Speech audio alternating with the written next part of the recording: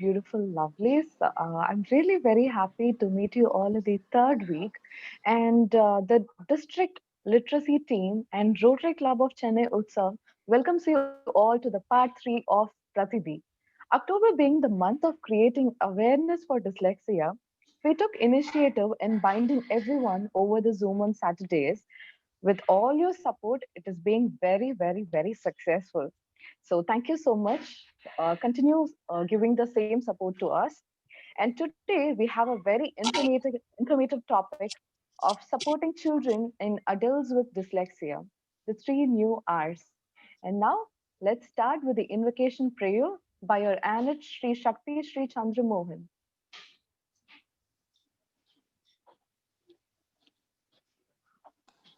गुरुर्ब्रह्मा गुरुर्विष्णु गुरुर्देवो महेश्वरः गुरुः साक्षात् परब्रह्म तस्मै श्री गुरवे नमः सरस्वती नमस्तुभ्यं वरदे कामरूपिणी विद्यारम्भं करिष्यामि सिद्धिर्भवतु मे सदा ज्ञानानन्दमयं देवं निर्मलस्फटिकाकृतिम् आधारं सर्वविद्यानां हयग्रीवम् उपास्महे. Thank you. Thank you, Shakti. And now I now invite President Rotarian Mohini Sriram to give the welcome address. Thank you, Sonia. Good morning and a very warm welcome to our esteemed guest, District Councillor ASK Nazir, who's been a great support to this cause. PDGs, AGs, district officials, Rotarians, T20 presidents, friends of Rotary, invitees, and my dear Utsavites to the third session of Pratidhi, which means hope.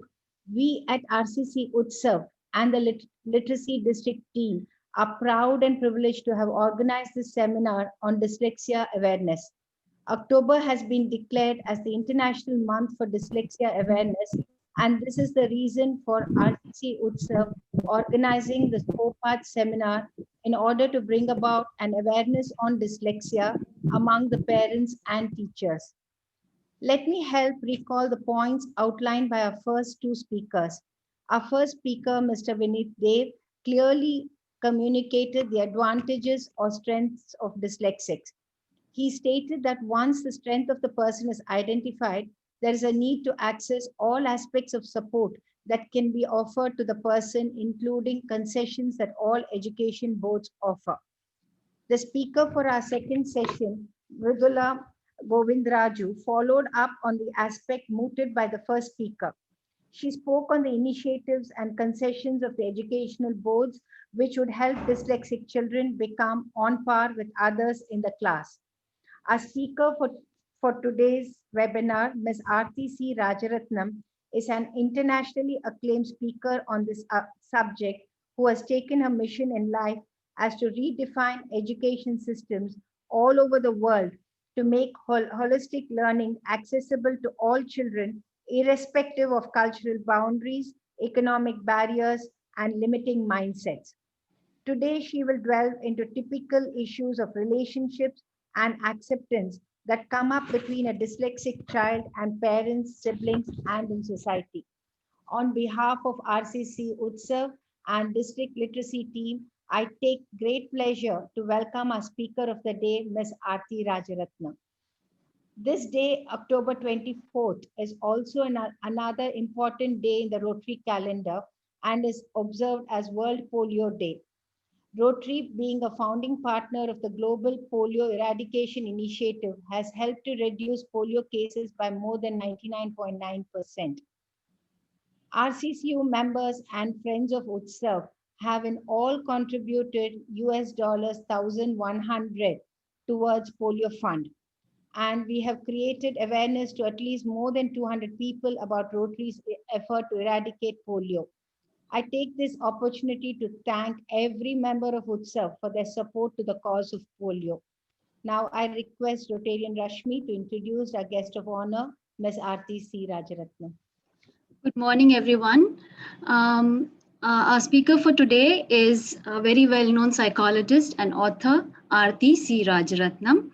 Aarti is a practitioner and trainer in neuro-linguistic programming, in transactional analysis, dream analysis, transpersonal psychology, and counseling. She has a master's degree in applied psychology from the University of Delhi, as well as a diploma in special education from the RCI, that's the Rehabilitation Council of India, through NIPMED, National Institute for Empowerment of Persons with Multiple Disabilities. She is a consultant for innovative curriculum and education design and has been instrumental in designing novel and inclusive classrooms and curriculum models in India and abroad, through which she has increased retention rates and reduced dropout rates, truancy, delinquency among children. She has set up schools for children in the rural areas for first generation learners to ensure that their educational and nutritional needs are met. She has helped rehabilitate over 7,500 children in the coastal areas of Tamil Nadu after the tsunami in 2004, along with other partner NGOs and teachers working in local schools. She also works closely with the Childline Nodal Agency to assess, counsel, and rehabilitate children with the Juvenile Justice Board since 2015. She is also part of the Vishakha Committee, working closely to support women in the Tamil Nadu Police Department. Aarti's articles on psychology, education, and parenting are regularly published in journals, magazines, and all leading newspapers in Tamil and English. She also has a regular weekly column in The Hindu for adolescents and young adults and has made innumerable videos in English and Tamil on parenting and psychology. One of the series with the White Swan Foundation for Mental Health Bangalore is called Knowing Teenagers and is very popular on the YouTube. She's an inspiring speaker and has been invited across the globe to share her insights on creative education and psychology. She has addressed audiences in the United States of America, Nepal, Dubai, Sharjah, Abu Dhabi, Qatar, and Sri Lanka, but believes that India is where true transformation and services are needed. It's an honor to introduce you, Aarti. I request you to deliver your talk. Thank you, Rashmi. Thank you, Rotarians, for the opportunity to share and for the invitation. Before I start, if I could request all of you to please keep yourself muted right through, but switch on your videos because I still come from the generation that has not become used to looking at gray tiles with names and speaking to that. So I'd like to see your faces because I still connect to human beings. And I'm sure all of you find it easier when you look at a person. Secondly, I'd like you to have a piece of paper that you can write on or draw. Any paper is fine. I just brought some fancy colored paper, but if you wish to, you can bring just plain white paper. So I hope you all have some paper with you. Okay. Because for me, learning is experience, everything else is just information, and you can find it on Google. But the experience of understanding how the brain learns, how we can learn, is very important and crucial to understand the 3 R's. Because in school, we are taught the 3 R's of reading, writing, and arithmetic, but then there are more R's than that, and we're going to work on that. So once you have the piece of paper, please make it a square. I'm sure all of you know how to make a rectangular paper a square. If you don't, just fold it and tear off one bit so that you know how to make a square. So I hope everybody has a square with you. Okay. So I know you probably were expecting a couple of slides. I don't use slides because it's proven that PowerPoint reduces learning by 92%.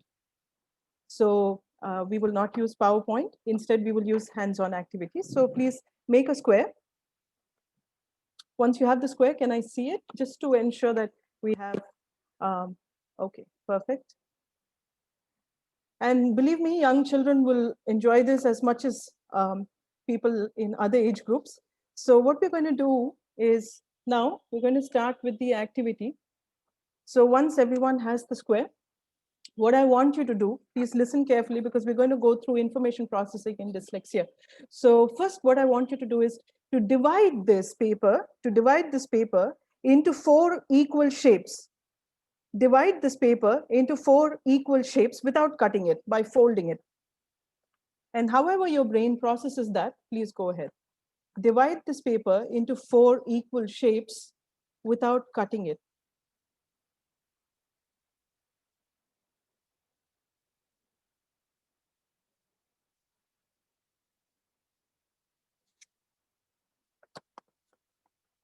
So you have 4 equal shapes.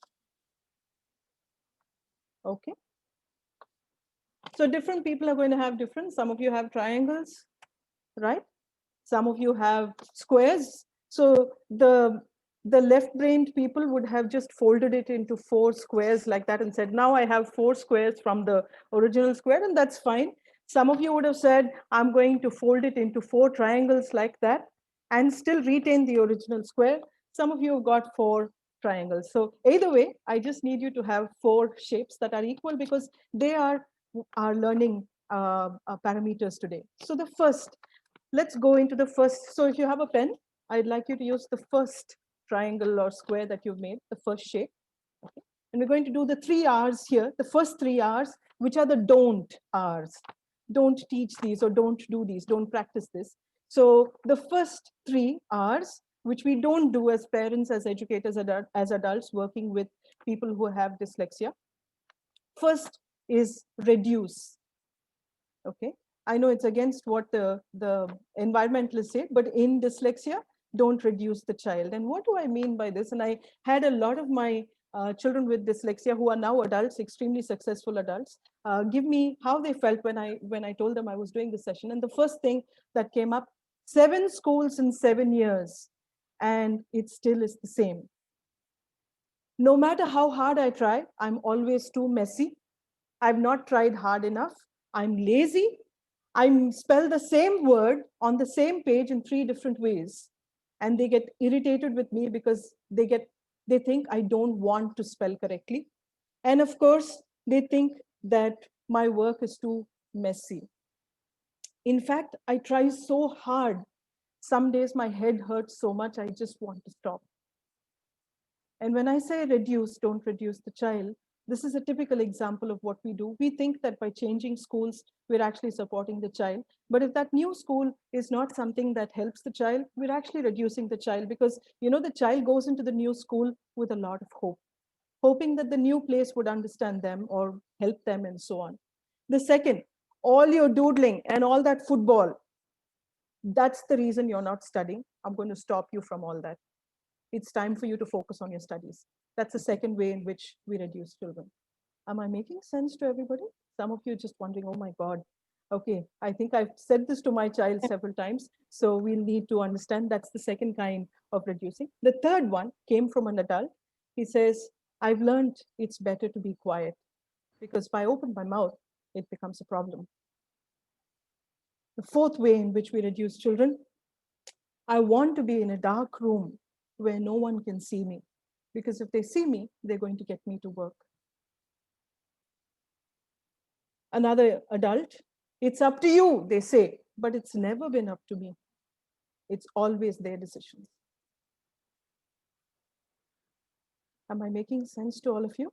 So the first way in which we do not support our children, so to build a relationship, we need to understand how we destroy the relationship first. Because to build it, we need to do the exact opposite of that. So what does reduce mean? Reduce means not allowing the child the autonomy to explore, to be different.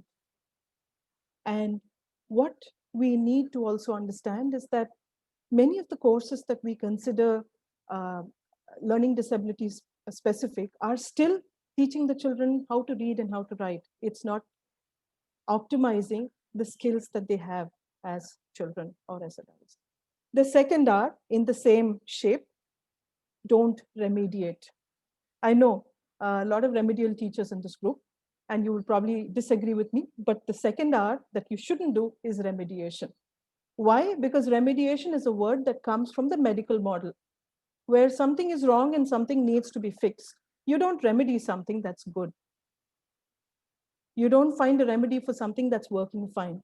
When you start looking at a child, especially with dyslexia, from the lens of something being wrong, and then try to find a cure for that or a remedy for that, you actually reduce the child and also destroy the skills that the child has. I know a lot of remedial teachers will be a little shocked with what I'm saying, but the one thing that has worked for me with the children that I worked is that I never tried to find a remedy. I worked along with them and cashed in on what they knew best. They knew already how to learn, but they were not learning the way I understood how learning worked. And just because that doesn't match, it doesn't mean I have to fix them. And this is where I have an example. I have to explain to them when I don't know what I did wrong. And so many children with dyslexia say, she's asking me questions, but I don't know what I did wrong. And I don't know what it means to be right in her eyes. That's what remedial education does for many children when we don't understand their skills. Second, she thinks by giving me a star or a smiley, I feel better. Doesn't she realize she's patronizing me? I'm capable of so much more. I'm smarter than many of the children in my class. Please don't teach me how they're learning. Let me show you how I learn. And this is from a very, very brilliant scientist now. He was considered one of the most foolish kids in his class, but right now works all across Europe in innovation. He barely managed to pass, but today he's one of the best in his field. They don't see I'm tired. Sometimes I'm tired of myself because I've tried too hard to learn the way they want me to learn. Am I making sense? The last that the child said there, you cannot fix me. I'm not broken.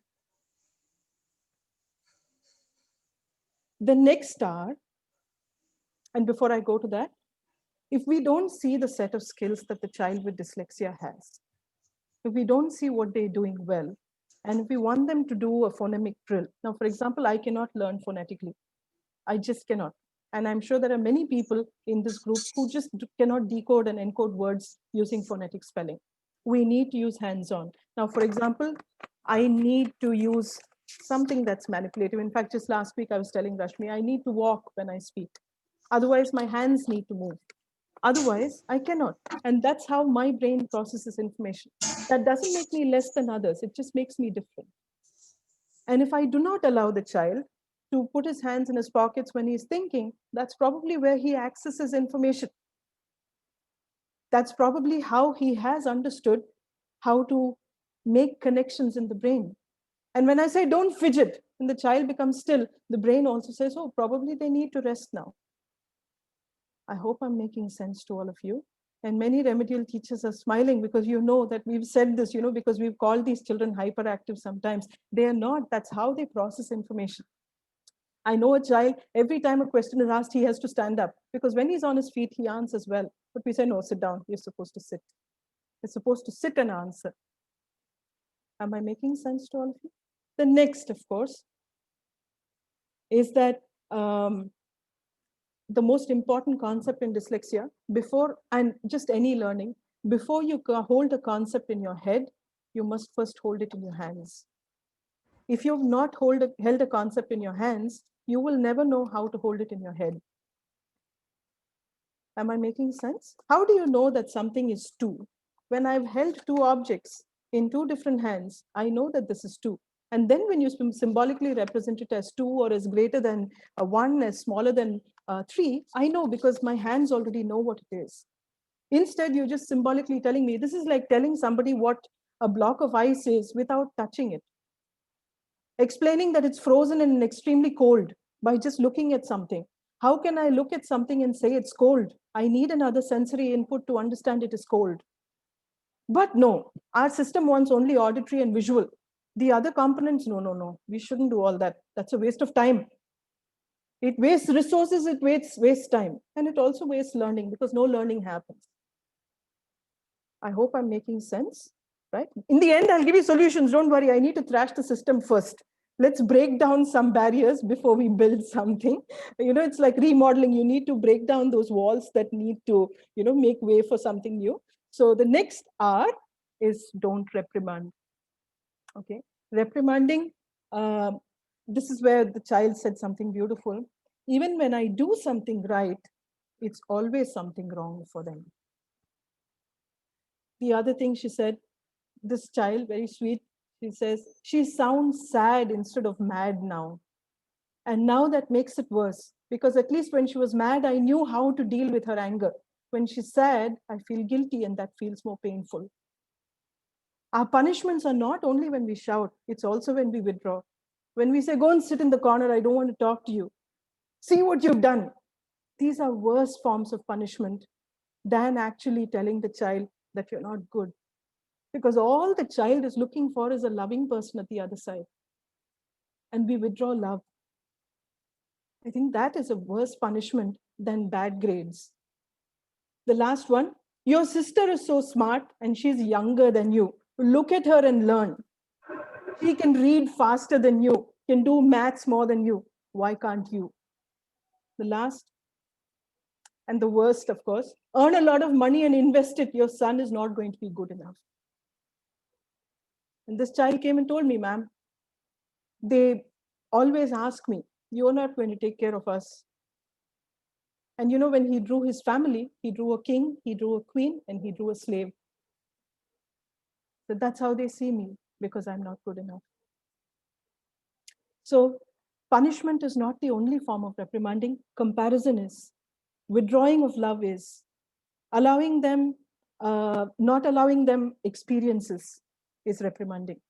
Taking away luxury for them, like sports, like music, the only things where they really enjoy themselves and belong, that's also a form of reprimanding. So the first square or triangle has 3 R's. Do not reduce the child. Do not remediate the child. Look at building something new. And 3, do not reprimand the child. I hope that triangle is ready. Keep that triangle or square ready. We have to do solutions for it. Come to the next side, next triangle or square. This is 3 parent roles. And this is very important, the 3 R's for parents, okay? And educators, I know there are a lot of educators. So the 3 R's for us, okay? 1, respect. Because if I do not treat my child with respect and with equality, I've already lost everything. And what do I need to respect? The first respect that I do is for the uniqueness that my child has. And that can come only when I sit patiently, look at my child and see what are those skills that my child brings to the table. What are these amazing things? It could be humor sometimes. And the others, can you mute yourself? Because I love bird sounds, but not during a session. Okay, thank you. Then the second, of course, when it comes to differences, I can give you, I told you about the scientist, he works in Europe. He was sent for all classes. He was sent to this lady to learn spelling because his handwriting was bad. The whole of summer, I know that his mother would hit him with a wooden scale to get his handwriting right and things like that. He could not write. He could draw very beautifully, and he would always convert things into amazing products. So I remember my first experience with him was when he was 10 years old, and he converted his pencil box into a solar powered car. And he was amazing. Today, he works with one of the biggest automobile companies in Europe, and he does some of their biggest innovations. But in school, they never could see that he had that skill. He was just never good enough. He was always in the last 5. He always hung out with the children who were all ostracized by the rest of the class. And the teachers somehow even fed into that, saying, don't be friends with him, he'll spoil you also. Okay, so the first is respecting uniqueness, and that comes when we look at them and observe them and understand what they bring to the table. The second is, of course, time and space to grow. And this is, in today's day and age, very, very important, because I know parents who come for counseling, and within the second day, they want improvement. Ma'am, I did the phonetic drill 7 times, he's still not able to learn. Believe me, if it was that easy, first of all, they would have learned it without your help. It is a difference in processing, and therefore it cannot be absorbed that way. So giving them time and space to grow, anything of value takes time, and we'll need to give them that. The third, respect, and there I could give you the example of this amazing person who's now a chartered accountant. In school, he was always considered a very slow learner, but he was always very good with numbers. He was always good with relationships. He had amazing people skills. So when he was in 6th standard, he was thrown out of school because he could not read and write. We worked personally. And then in 10th standard, we got him enrolled into a school. He came school first in 10th and in 12th. And then he cleared his CA exams as well. And all he required was time to grow, because he needed space to find how to learn. The moment he learned it, he's one of the best auditors in the field right now. I don't want to name him because he didn't want to be named, but I'd like you to know that he's one of the most brilliant people, and I trust him with all my financial investments. The third, the challenge, is what is unique for each child. So I have this girl, she's finished her MPhil in English right now, and she just presented her 4th national level paper in a conference. She still cannot write. She cannot hold a pencil. We had to use a scribe always, but her parents stood by her and trusted me. And what they did was they respected that she was different from other children. And somewhere around 6th standard, apart from other things, she started writing songs. She started composing music. So she's now a composer, and she's also finished her MPhil in English literature. And all of this without having written a single word. And I'd like for you to know that when we respect them, this is possible. Her parents come from very lower middle class backgrounds, and they work as clerical staff, and still they never once gave up on her. They knew that she could. The next star for parents in that triangle or square that you have, responsibility. So what is our responsibility? The first responsibility, irrespective of anything else, love your child no matter what. Everything else is secondary. When the child feels loved, when the child experiences the security of love, they're willing to learn. To build a relationship without love, to withdraw love in some form when the child is not performing, that would be the worst. The second responsibility, what you can do, no one else can do. And I have parents coming and saying, I'll pay you any amount, please work, I'm very busy. We can never be too busy for our children. I know we all hold jobs, all of us have to work, but there are things that only I can do as a parent. There are, oops, is there a problem with the audio? You can just speak it out loud, I'll probably speak. Is this better? If yes, just nod because I'll sort of, yeah. Okay. No, you're loud and Yes, clear. yes. Yeah, perfect. Right. Okay, perfect. So we'll go further. Second responsibility, there are things that only you can do as a parent. And please do not outsource those things, because paying somebody else to do what only you can do is a recipe for disaster. And this has become very, very common in today's day and age, where he won't listen to me, ma'am, so I've paid somebody else to take care of him. That lady is very strict. She makes ukkarra, ma'am. Okay, and that's not how learning happens. Learning happens when the child wants to sit with you. So if the child is not sitting with you, see what you need to change so that the child can sit with you. Am I making sense to all of you? Right. The third R, as parents, and the most important, rise up. Rise up. And by this, there are two things we need to understand. There will be experiences in our life with our children which are like rocks or stone. They're already structured and very, very tight, like school systems, examination, testing, standardization, exemptions, procedures like that. They are like stone, and they will take time to water down and to carve into something. And that will take many years. It's not going to happen now.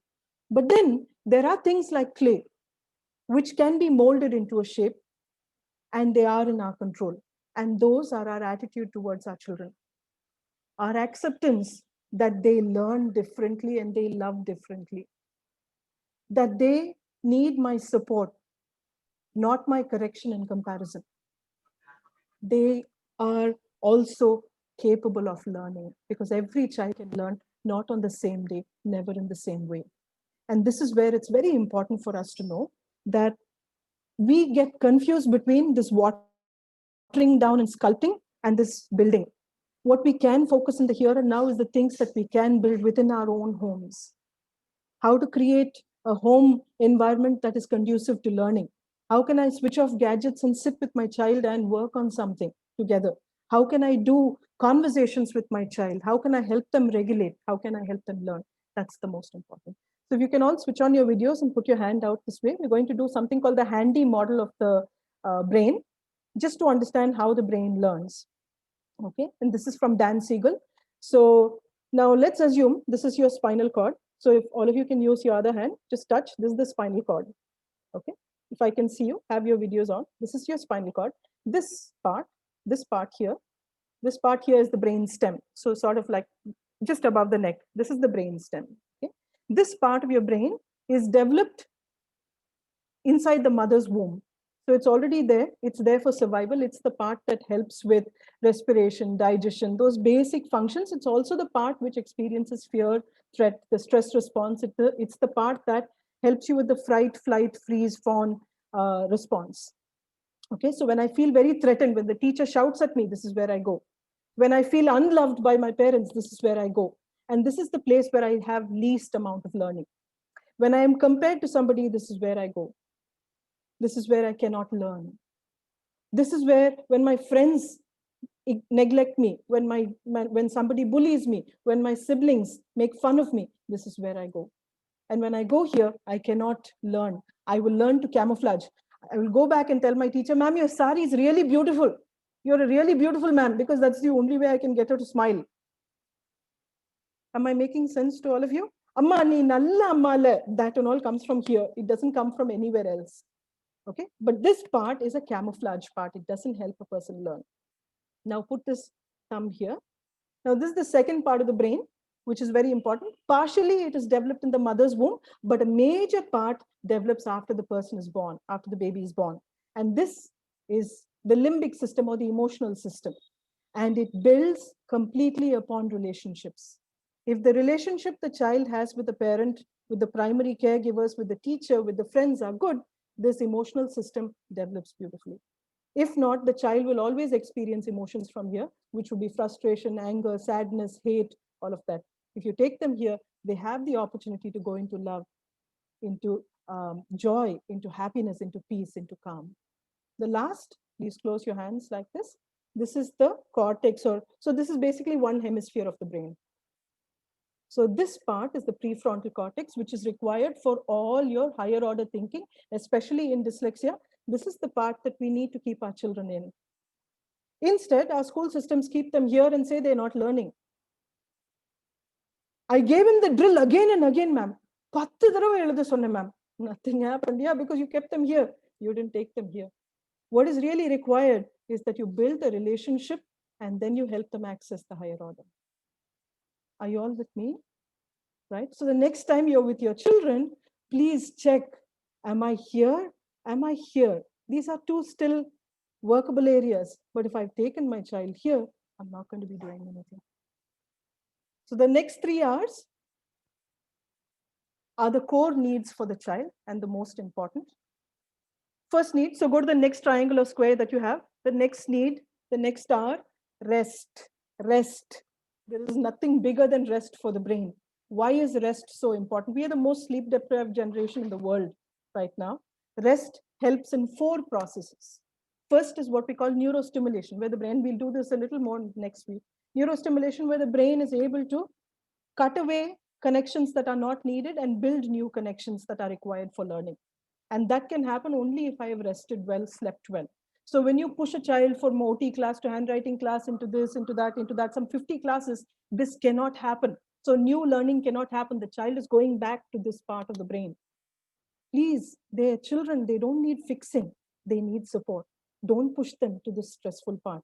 So morning 1 OT class, evening 1 OT class, because we do 2 OT, child would become all right. No, brain needs rest and relaxation to be able to build new structures. Just by giving more, it doesn't become best. Am I making sense to everybody? I know some mothers and fathers are a little guilty because you feel, seekrama pannita, seekrama sari, I don't know. Go slow, because anything of value takes time.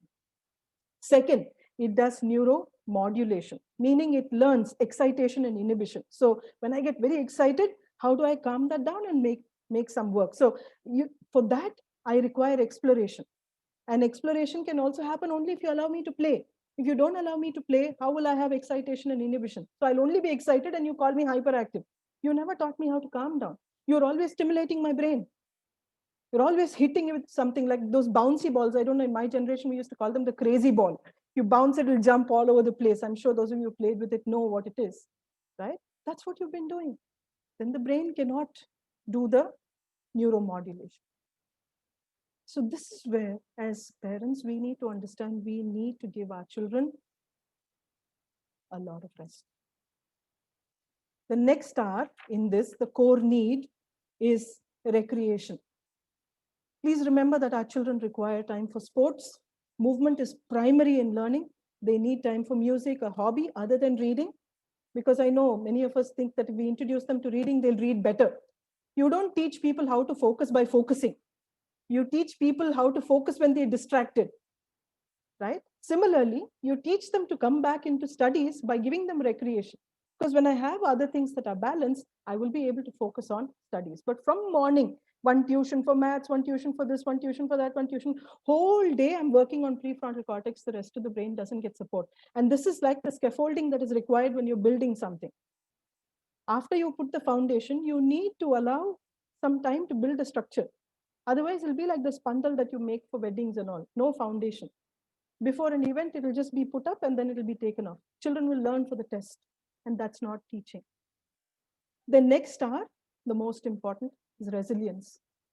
If you've given them rest and if you've given them recreation, then it builds to resilience. And what is that? The child starts realizing, this is where I'm having difficulty and this is how I bounce back. And we'll deal with it a little more when we do the question and answer. Now, the last, the actual 3 R's. So now, till now, I was building up to the actual 3 R's because this is the base upon which the actual 3 R's for the child can be built. The first R, reflect. Teach children to reflect right from day one. What does reflection mean? Okay. The child needs to be able to go inward. You're not able to hear me again? Is the audio okay now? Yeah. Okay. So the first R, is this fine now? Yeah, ma'am, it's fine. Ma'am, it's fine, ma'am. Okay. I think I just probably like get excited and then speak softer. And that is also something that happens in dyslexia. Sometimes when I'm thinking, I forget that I'm not speaking. And I'm sure many of our children have said, do you want me to think or do you want me to speak? Because I can't do both, right? So I was thinking of something, so I probably became softer. So thank you for understanding and thank you for reminding me to speak louder. It's part of the whole process, right? The brain learns in many ways. And this is where the first R is reflection. And what is reflection? Our system does not teach children to go inwards. We're always making them look here, look here, look here. When I'm making the child look outside, I've denied them the right to look inside where I can learn. All of us learn by looking inwards, never on the outside. Even if I'm reading a book, the meaning is made inside. The book presents certain symbols, which are called words, once you add meaning from the inside. If you don't have words inside you, or meaning inside you, the structures outside will remain structures. So right from the beginning, teach your children to reflect. And how can we do that? We'll do some activities.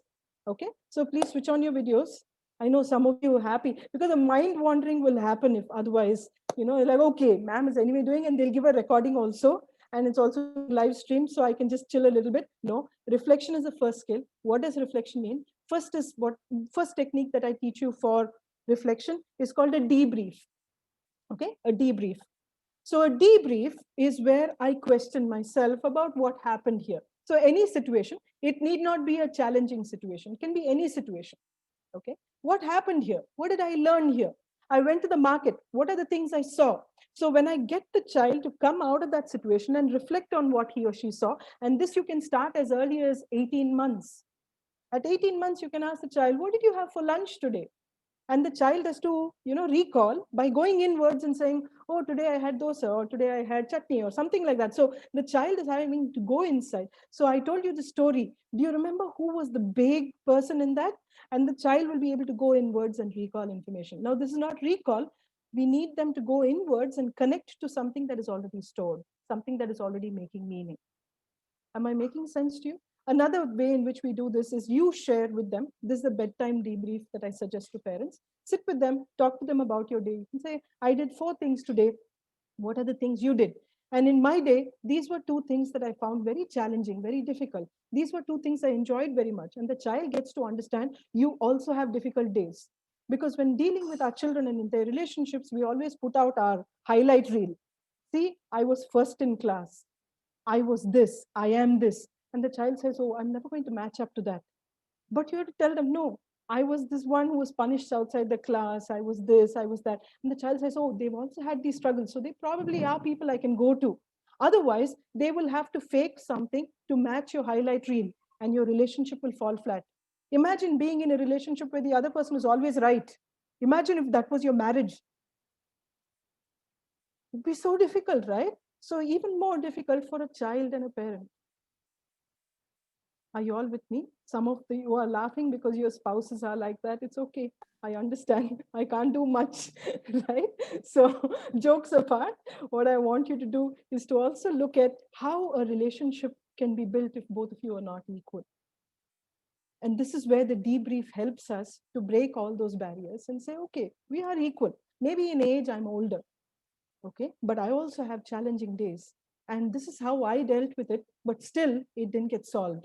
So tomorrow I have to try something new.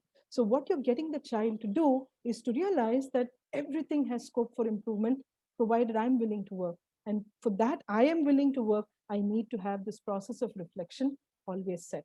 Another thing you can do is get children to draw what happened. So draw what happened, and it also builds into them the sequence in which things can be done. Okay, you're not able to recall it as it is. Can you show me, or can you make an acronym? So this is also a way in which, when the child does the reflection, you will be able to help them to get their skills out. So you'll realize my child is always choosing to draw. My child is always using acronyms. My child is always doing it as actions. My child is making it music.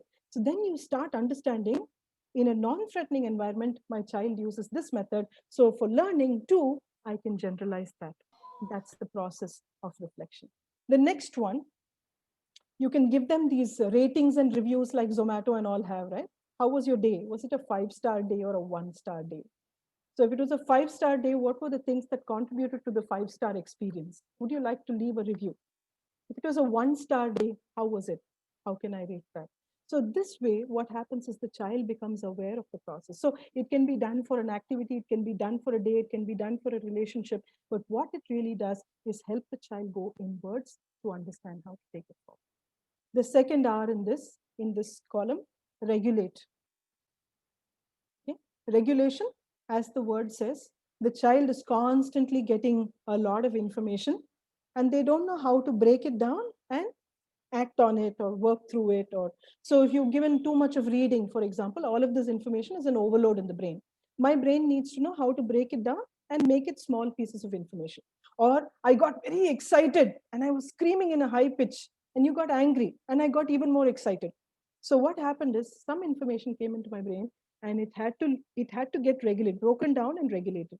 So for this, the first rule for the parent, model regulation. When you get angry, you also throw your hands in the air and start shouting and everything. Child says, oh, this is how I have to regulate.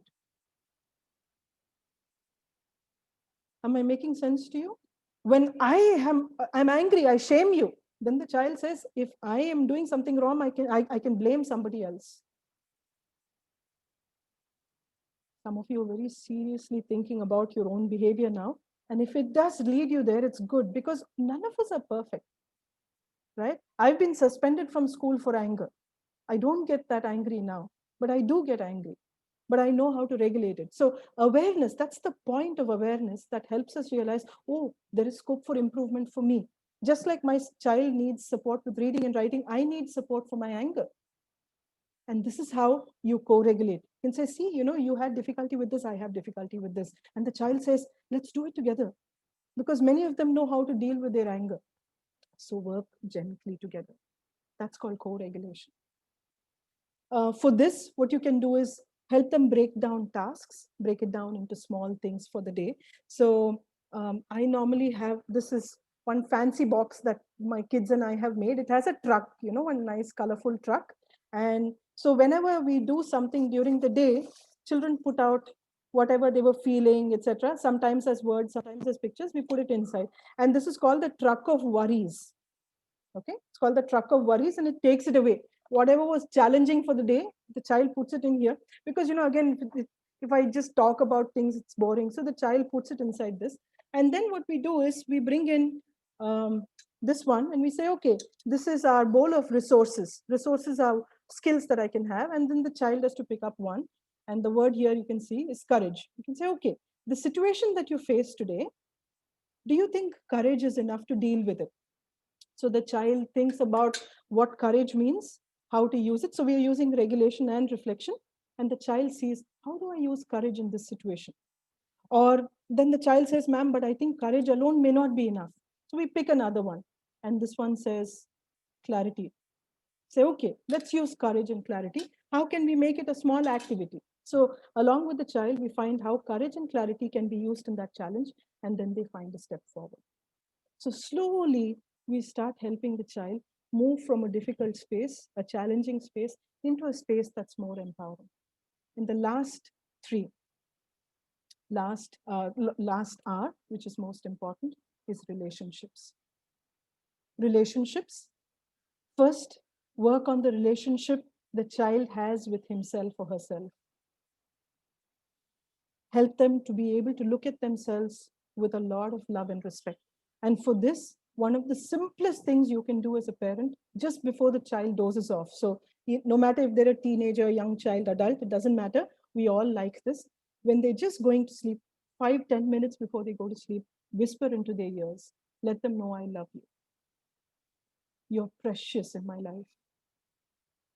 Whatever you do, my love doesn't change because I love you more. I'm here to support you. Let the child listen to these last few words as they go to sleep.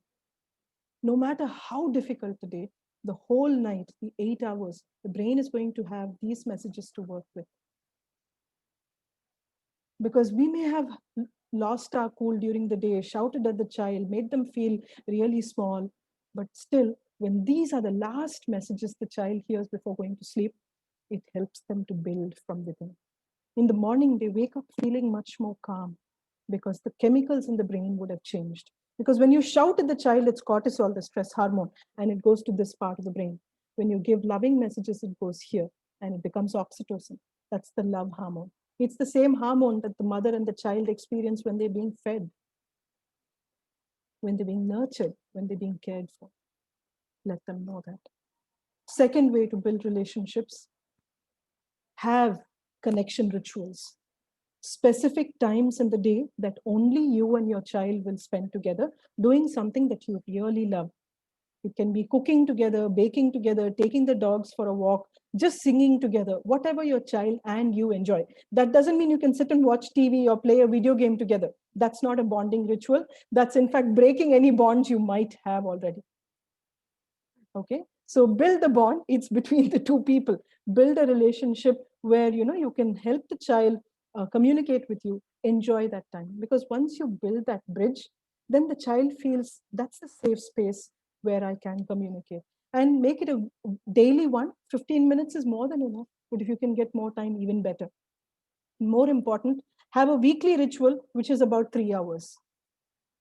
Go out and play cricket. Teach your child how to climb a tree if you want. Play in the mud. Do something very, very hands-on, because your children will remember those days more. And that builds in the bond and say, Appa, you remember that day we did this? And the child remembers. And since those of you are in Chennai, the beach is probably the most beautiful place to do that, because children have a lot of connection to the ocean and sand and water and all of that. But with COVID, just make sure that you have some safety measures that are in place when you do this. The next, of course, with peer group, there will be days your children will come back and say, nobody is speaking to me in the school. Everybody is making fun of me. And this is where parents destroy that relationship. Don't worry, Kanna, I am there. They don't want you. They want a peer to be a friend. Don't step in. You don't need to be the jack of all trades. You are parents. Stay in your role. So when the child comes and says, nobody is speaking to me, your role is to just sit there and listen. I understand you're feeling rejected. I know it must feel very painful. You want to talk about it? Or do you want me to just sit in silence? Do you want me to just sit in silence with you? Allow the child to guide you into what is the best way. Following that, the next step needs to come in, which is you help them to become aware of the whole situation, saying, would you like to do something about it? Would you like to go back and speak to them? Or would you look for friends in another place, but ask them only as questions? Don't do your gyan and advice from 45 years. Come here, tomorrow you go and speak to her like this. Inda, take this crayon box and become friends with her. Don't do all this. Your child has to figure out how to build that relationship. And for that, your role is to only stay supportive and give them questions for which they can process the answers. All of them can. We don't ask the questions. We always run and solve it. So then the child says, oh, anyway, I can, they'll solve it for me. And this becomes the biggest problem. Because when I rush to solve a problem, I prevent the child's brain from looking for solutions. Then with the siblings, and this is where one of the most dangerous things happens. If the elder one has dyslexia and the younger one does not have dyslexia, the younger one is usually the one that pokes fun at the elder one because he or she can learn. This is where you step in. You need to step in and work. If the elder one also has dyslexia, the younger one also has dyslexia, when it's classical neurological dyslexia and it can happen that way, then they're usually supportive of each other. The elder one is usually figured out the parents and teaches the younger one. This is how you fool them. This is how you hide your work from them. You know, the elder one teaches the younger one how to survive, how to cope. However, the elder one doesn't have dyslexia, the younger one has it. The elder one becomes supportive. And usually this is how we've seen most of the research is coming up. Okay? There can be individual differences, but your role is to ensure that you treat each child differently. It's not that, you know, if it's like treating somebody with diabetes differently. Apart from the diet, I don't think anything needs to be different.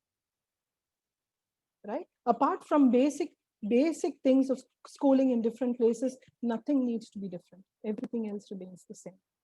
How do I build that relationship? Help them also to solve their problems. Sometimes what happens is we push them. We tell the elder one, see, she's not able to learn, you should only help. Don't forget that the elder one also is a child and needs your care.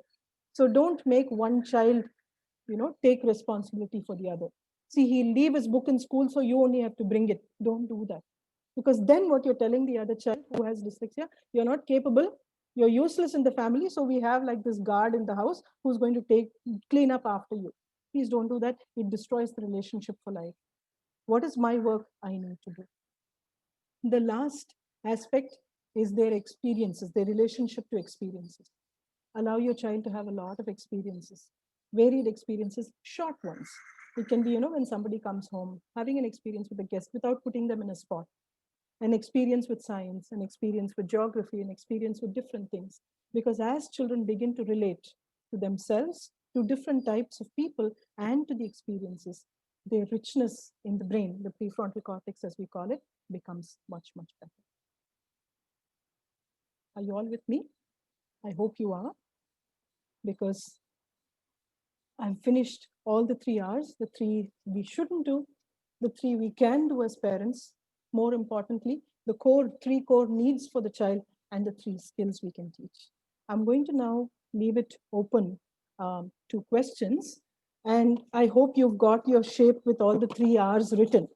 Now, what I'm going to leave it with, I'm not going to give you the solutions.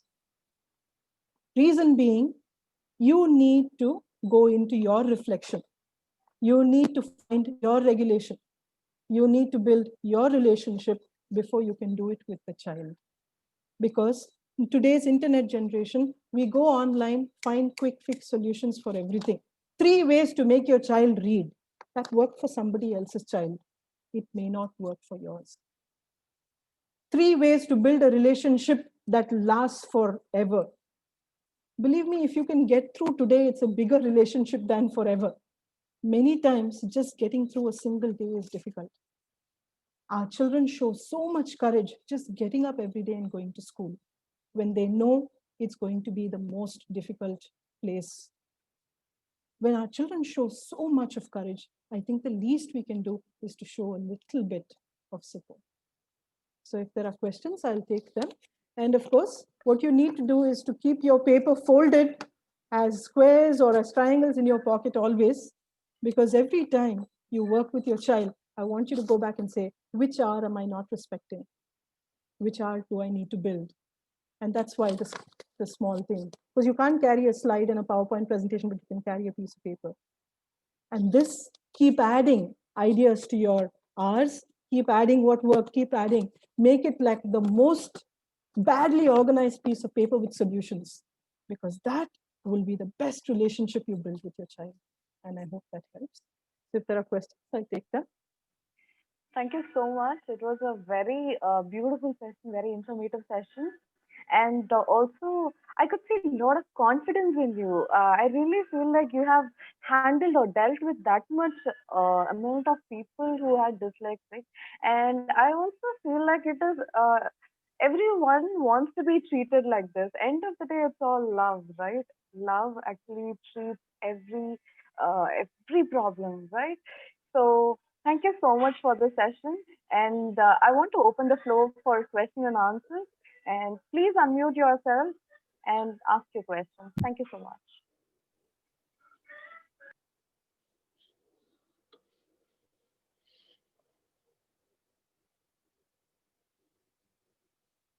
Hello. Hi. Hi, my name is Nausheen.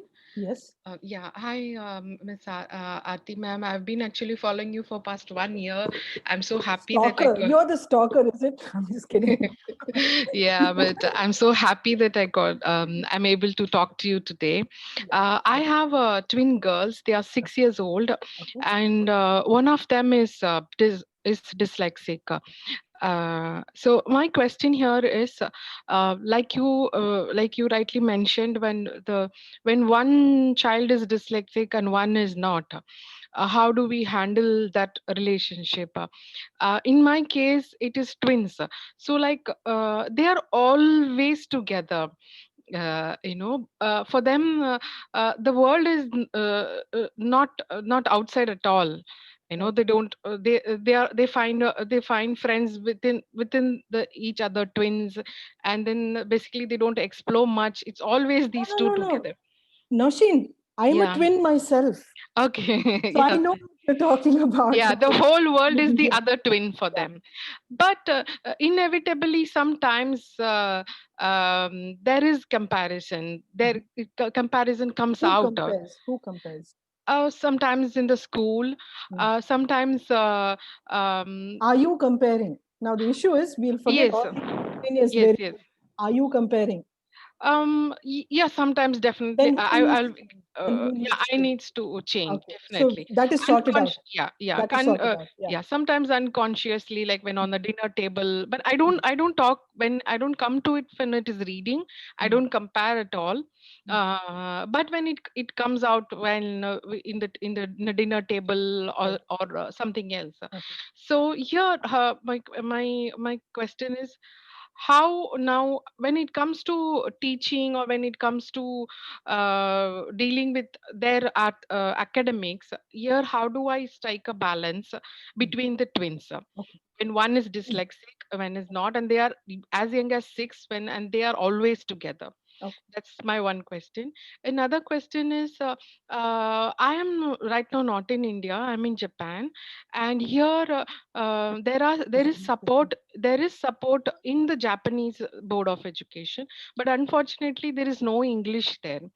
So the international schools here don't have any support for special education, and even if it is there, it's way too costly. So what I did was I pulled her the school where they were in. I went with them with the supporting documents, and I asked for some concessions in the school, but they refused to give the concessions, and so I pulled her out of the school. And right now I'm doing homeschooling for both. Right. For both. So here, what happens is, I sometimes feel, am I doing justice to the other twin? Because whereas she's good enough as academically, uh, that's Core of one. that question, in the core of that question is the problem.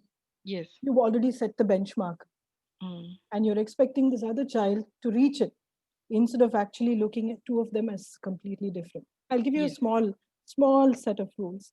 Yes. My twin was super duper. He started reading at 2 years. And in Tamil Nadu, if you can read the Hindu newspaper, you're like really intelligent, right? He could read words like contractor when he was 2.5. I could not read till I was in 6th standard. Okay. But today I'm the reader. He doesn't read a single book. Okay. Each child has a completely different pace. Okay. So please first I would ask you to sit with yourself, work on the reflection. Why is it that I'm setting these standards? Did I set them? Did the board set them? Okay, because if you're going to go based on some external factors, they are like carving on stone. It takes a lot more effort. However, if I'm going to work on clay, it's easier to mold. Yeah.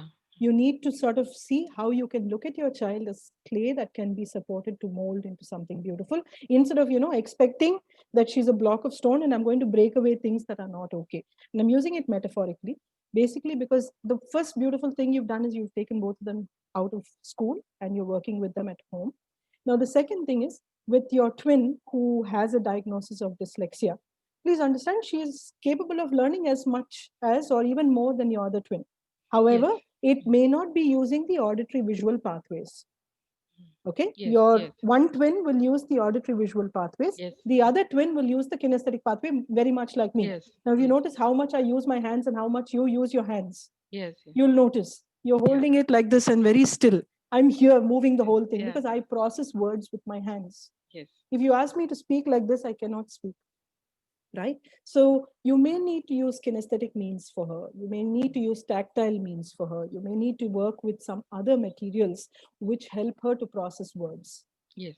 Okay.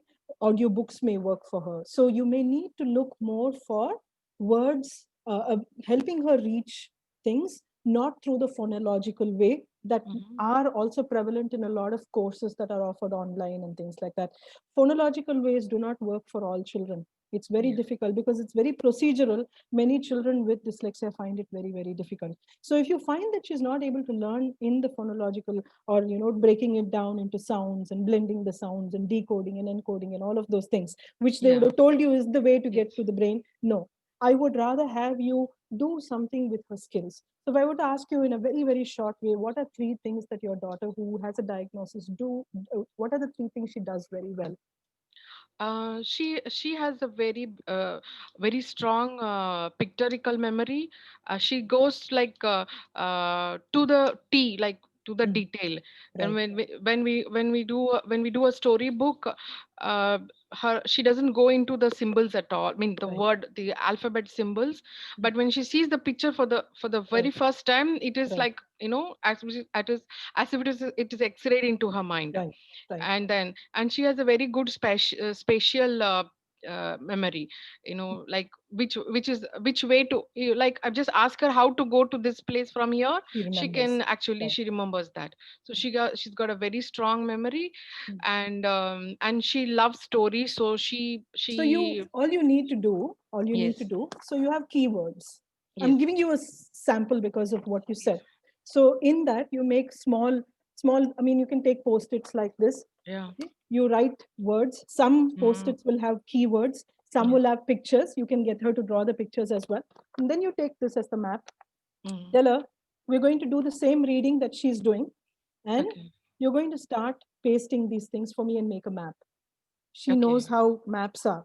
So you can say there are 4 destinations in this. So the first one is the plot, where the story starts, and then there will be the twist, and then this will be the end, something like that. So get the child to use the combination of these words and these pictures and make a map. And that is her strength.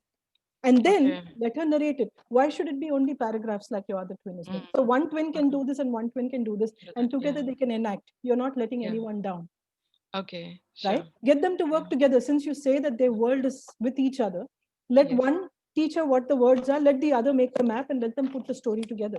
So these are ways in which you can get them to work together. It will also build a relationship, but at the same time, it will help you to regulate what the skills are. I hope that answers your question. Yeah, sure, ma'am. One last question, sorry. If I could come back to you in the end, because there are others as well. Yes, ma'am. I think it would be unfair to just take one person. Yeah, sure. Yeah, thank you so much. Hello, ma'am. I'm Selvarani here. Yes. Talking about adult dyslexia, my daughter is 22 years old. And this was really a wonderful session. It got me the question I wanted to ask. Reflect and regulate. My daughter, she has been diagnosed to have a problem, but she is doing her final year BDS and she is successful in her. But when it comes to taking up something which she has not planned, which is goes against her ideas, or she's not able to reflect. She become very aggressive. She is not able to reflect and regulate her behavior. Right. So what is this? And she doesn't mind who is opposite to her, a Right. teacher, her friend. She doesn't have friends. Right. She doesn't get into a proper relationship. She feels bad. I Right. should have not reacted like that. But Afterwards, right. yeah, afterwards. But Okay, ma'am, she can I wants, ask you a very simple question? All these years, Yeah. has she observed people who have also had these meltdowns?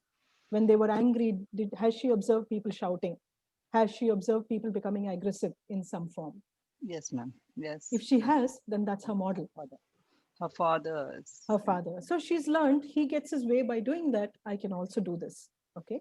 Now, this is a good time for you to build your connection ritual.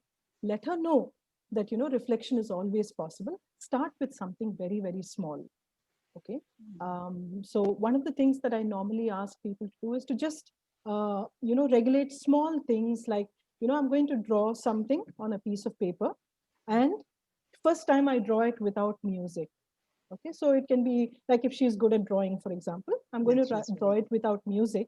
And then the same thing, I'm going to draw it in a 3-minute span and play some music behind me. And I slow down the drawing to start and end where the song will.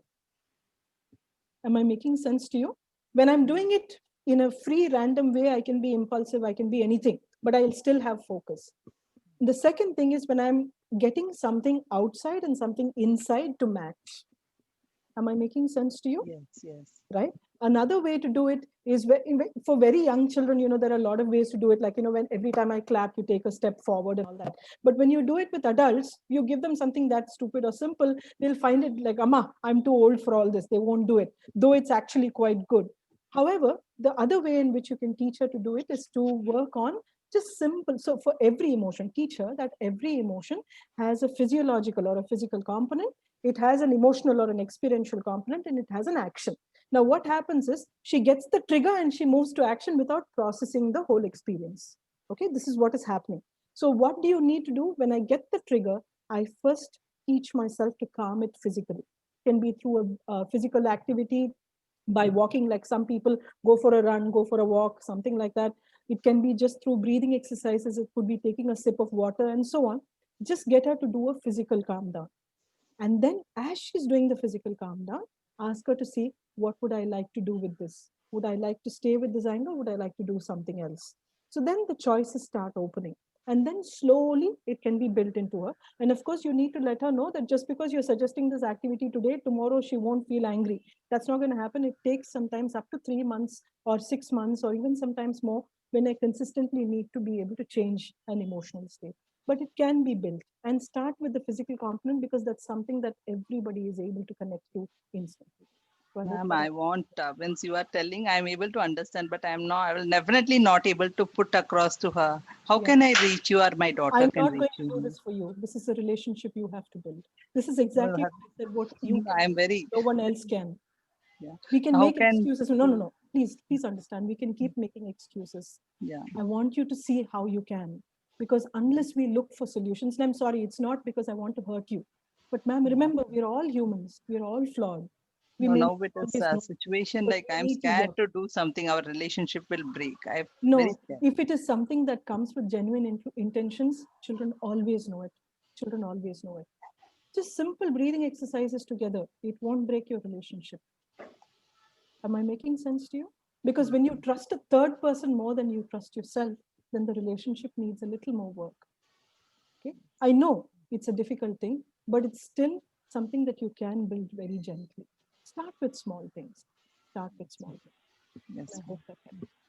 yes, ma'am. Thank you very Uh, much. Thanks a lot. Sorry to interrupt you, Aarti. A few words from PDG ASK Nasser, Sure. because he needs to leave.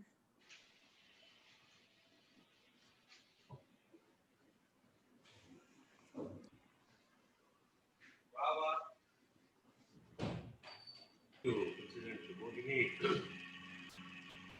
Actually, I've been attending all your sessions for the past 3 weeks. Session has been very, want to thank, not congratulate or commend Madam Aarti. I want to truly thank Aarti for sparing her time and giving Am I audible? Voice clarity is very less. Maybe you can come near the mic and talk again. Okay. Better. Maybe better. Okay. Right. Maybe the audio has some problem. I think, is it okay now? Better. Okay. I want to thank Madam Aarti for sharing her presentation so profoundly for the parents and other people who have participated in this session. And congratulate Rotary Club of Chennai Utsav and the district literacy team to organize this wonderful program. And I can tell you there are some programs which are truly heartwarming and very, very informative and giving a kind of a courage and confidence for the parents and the people who are surrounded with or having that kind of children at home, and it gives a kind of confidence to look forward. And thank you for the wonderful opportunity. Thank you, Madam Aarti, for that very lively and truly good presentation for the people, even who do not know how to deal with the children with dyslexia and other learning abilities. And I should thank on behalf of Rotary for your wonderful presentation. And please come back coming to Rotary for such a session. And it's useful for all the people who have attended today. Thank you, President Mohini. Thank you very much. All the best. Thank you. Thank you for being there for the whole program. Thank you, sir.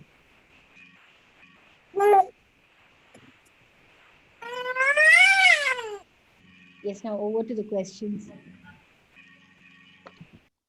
Madam, I am Prabhu Kandapan, madam. Yes. Madam, I have the one question. Yes. During the session, you are showing that one tractor of worries something, madam. Yes. What my understanding from you that the tractor of worries will makes draining of all our kids' worries usefully, madam. Could you please So, explain sir, that one? what it really does, and it's just a small activity, it can be anything. So Okay. I'm just using tractor because children associate with it.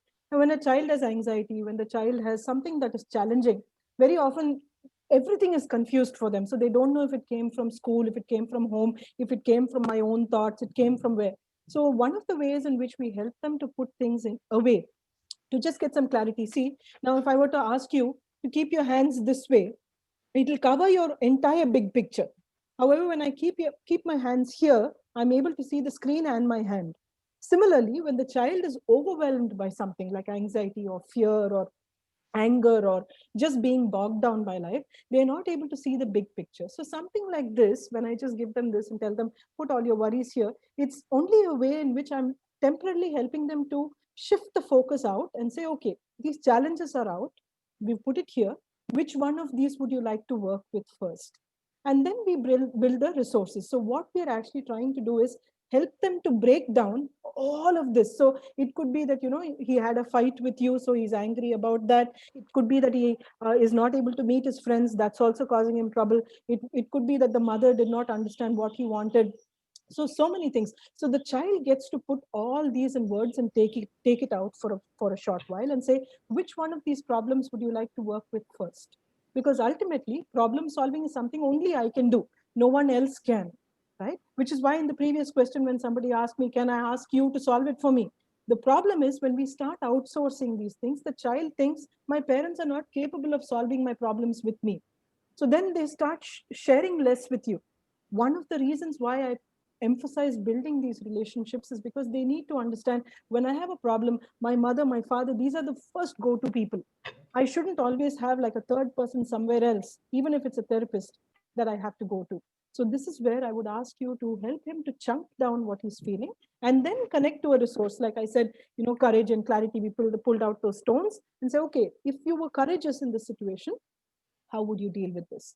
If you were feeling a lot more clarity, when you have clear thinking, how would you solve this? So we slowly work with him. So he says, I'm not able to be courageous. So you can, as a parent, say, in my situation, I may do this, but I may also do this. And you can give him two options without sounding directive or instructive. So you can say, okay, I think in my situation, I would do this, but I know that you're a very creative thinker. So maybe you have a better solution. So, slowly push it back to him so that he's able to take responsibility for that. And that will be a way in which you can work with it. I hope that helps. Thank you very much, ma'am. Sure. Hello. Yes, sir. Madam, this is Balaji. Yes. Well, I've been listening to your talk.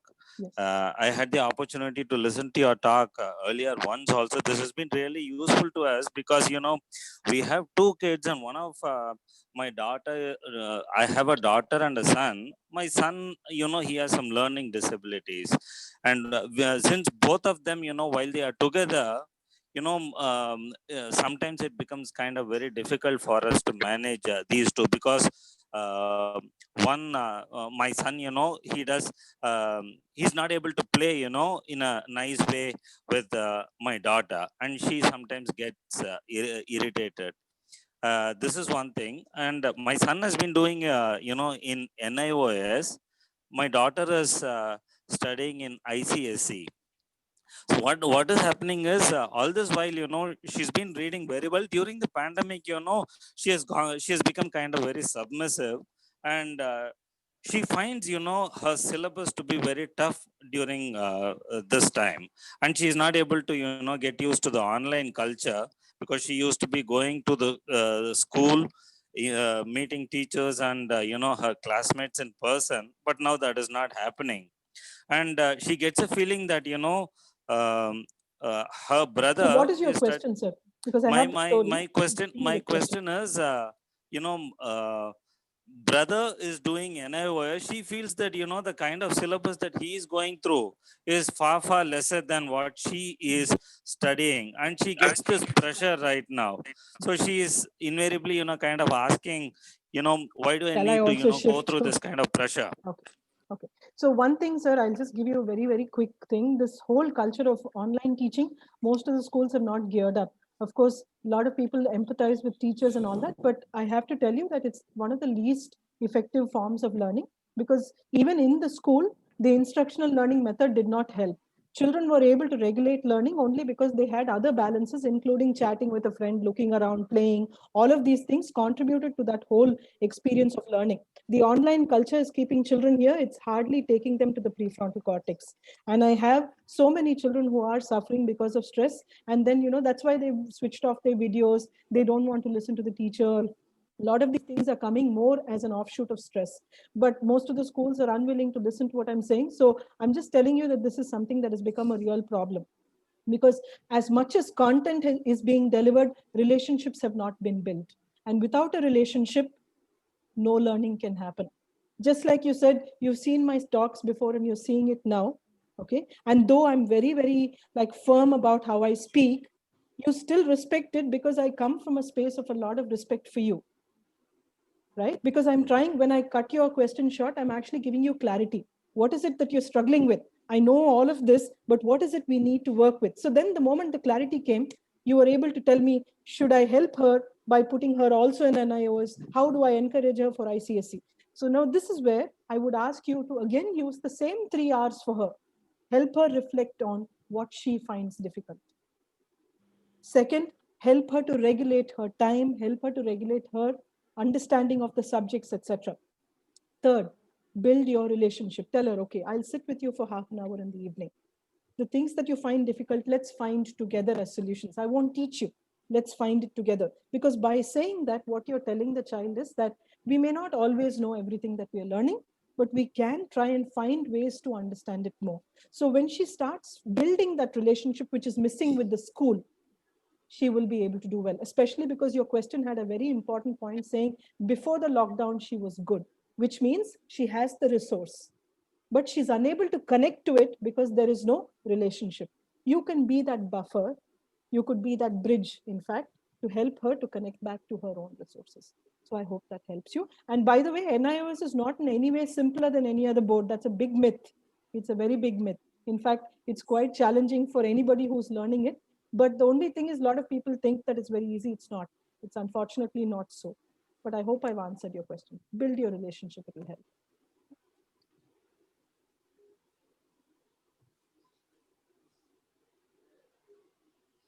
Hi, Aarti. Vinit Wankhede here. Yes, Fantastic. Yeah, online you are so impressive. I think in physical lecture I would like to attend. You would be phenomenal. There you get a dance workout as well. Rashmi. Okay. Achha, I just wanted to know, because this is what I've observed. What happens with the parents is that they themselves are not much aware about the dyslexia, and when the diagnosis happens, the whole planning and everything and how to look at dyslexia itself is taken over by the dyslexia establishment. I'm not right. So that kind of the special educators, they also have to give the confidence to the parents that you can look at it differently. Right. Unfortunately, that does not happen. They look at it as something to be remedied or something to be cured, or some deficiency or disability. And the same thing transmits to the parents and then to the child. So it's not easy to change it, but I think it should change. So what is your suggestion on this? My thing is also, it's not just lack of clarity amongst parents. Even the people who are running the courses don't know how to work with dyslexia, because, it's not like a pill. No, it's not like an antibiotic that, if I test and this is how it is, I have to give this dosage. This is not about dosage. That's why I said, look beyond the medical model. And that's where the first thing that I would ask for all of us to look at learning disability courses that are available. In fact, RCI still doesn't have like a great course on dyslexia, unfortunately, though it is such a common condition and requires a lot of help. So this is where, at the policy level, a lot of change is required. But at the personal level, one of the things that when I train teachers or when I train professionals, one of the things that we do is family-centered care and relationship-based care. So what happens in these two models is we are not taking the child in isolation. We work with the family and we work on the relationships that emanate within this therapeutic structure. So for example, I wouldn't, in one of the schools recently, I saw that, their child was being pulled out of all the sports and music and everything, and then pushed into this remedial reading kind of class. That is not how remediation is done. In fact, the child requires more of sports and more of music and all of these things, because that's where they will be able to nurture peer interaction. And peer interaction is so important for a child who's learning, because without relationships, there is no learning. Okay, then it can be the Parliament of India. No relationships, just shouting. It'll become like that. And I'm sorry, I have nothing against the elected representatives, but that's how they behave, right? So in anything constructive, there has to be dialogue. And for dialogue, I need space. And that space comes when I explore. And so when I pull out the child from everything which can have exploration and retain the child in only things that have instruction, I diminish the child by almost 90%, which is 90% of the class time. The child is getting instruction, and I'm not able to process instruction. So this is where the relationship-based care and the family-centered care that we do, what we do is we help set goals that are relevant for the family as well. So when you say I set an IEP, we set, okay, find out from the mother, what does she struggle with at home? So she says, she doesn't get up, she doesn't brush her teeth. I have to tell her every day to do this repeatedly and things like that. And that's a very important concern. So how will this translate in the textbook? The child needs to be told, take your English book. It's that that book with the Mickey Mouse sticker, open to the third page. No, third page, not the second page. So, the same thing will be there. So if the mother and the teacher, the father and the teacher can understand that the goals lead to the same part of structure, same procedural aspect within the brain, which many children with dyslexia have difficulties with, it really works. And one of the simple things that I teach is, so again, since I have colored paper, I'm going to so I make children draw a circle on the, see, normally what happens is therapists and all make like these linear timetables for children. 5 o'clock, wake up, 6 o'clock, yoga, 2 o'clock, this. Very boring for the child because they're not left brain. So what we do is we get them to draw a circle and divide it like a pizza. Okay. Decide how many slices do you want. The first slice will always be your health. What will you do for your health? Because unless the child learns to take care of his or her health, there's no point trying to do anything else. So what are the things you'll do for your health? So the child says, I may need to brush my teeth. I may need to do this. That's a reflection task. So get the child to put that one pizza there, one slice with health. The second one, family. Building relationships with the family. So I always have a fight with my father. So how would you like to build that? Okay. Or I have arguments with my mom. She's always telling me to do this. So how will I set those things right? Then the third, friends. Okay. And in family, there can be sibling also. Then I take another one, helping other people or taking care of a pet, taking care of a plant. It must involve another human or another living being. because that's where children resonate. And then the last aspect, academics. And if you want, you can add for recreation, for hobby. So you can add any number of slices, but I would start with at least 5 slices and then tell the child, which slice do you want to start with? Okay, so the child says, okay, I want to start. So then tell them, now one circle is inside and one circle is outside. The inner circle is mandatory, which means if I go to school, 5 hours of my day have to be that. So family time, 1 hour is mandatory. Friends, half an hour or 1 hour is mandatory. Health, 20 minutes is mandatory. So the child will decide, in my 24 hours, this is mandatory. It cannot be compromised. It has to be done. The rest, I will decide how to use it. And this is their clock. And when you do it as slices, the child is able to chunk it down better than saying after 2 o'clock I should do this. Then that's a left brain. And so many of our children are so right brain. So it's important to bring that balance by taking the shift from the left into the right and helping them to make that slice. So I hope that helps. But of course, therapists need a lot more training, because I know some of the courses that are available online, though they all brag about the number of teachers they're teaching, I don't think anybody brags about the quality of their teaching, which should speak a lot. I trained 100 teachers. 100 teachers touched 1,000 lives should be what is really publicized. 100 teachers are out there, but are they touching lives? And that's where I'm very concerned about these courses. Yes, I know there's a lot of scope for improvement in that area. But I hope I answered your question. Actually, there's a question in the chat box. Yes. How can teachers who have to teach online now build relationships with children? What course models are more conducive to a better learning experience online? First, think outside the model, think outside the box. If you're asking me, how will I work on my marriage, or how will I work on my relationship with my pet Labrador, I would say spend time. Because for anything of value, time is such an important thing. And what is happening with the online classes, by the time everybody logs in and everything, you're doing attendance, you're doing this. So the relationship takes a second place, or even probably the last place on your list of things to do.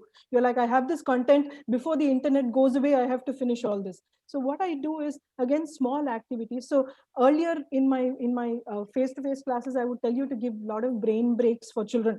Every few minutes, have a small physical activity, a movement activity. Instead, now I suggest to teachers, have a lot of connection activities. Don't do your online classes for 40 minutes. Nobody is listening for 40 minutes, I promise you. Most of the children are listening for 2 minutes and then they're switching off. And then at the end, they're like, okay, did she take attendance? Whenever she's taking attendance, I'll come online. So this is really, avoidance that's happening, not learning. So what I've done for most of the schools that I consult with is that we've moved completely into asynchronous classes, which are short 6-minute recorded videos the child can watch at any time. Before they come into the live class, they should have watched the video. And the live class is only 20 minutes with a group of 5 people, sometimes 10. We have a discussion where the relationship is built, and then the children have a couple of worksheets to work on. And we have found that it works very, very well, and there is very little stress.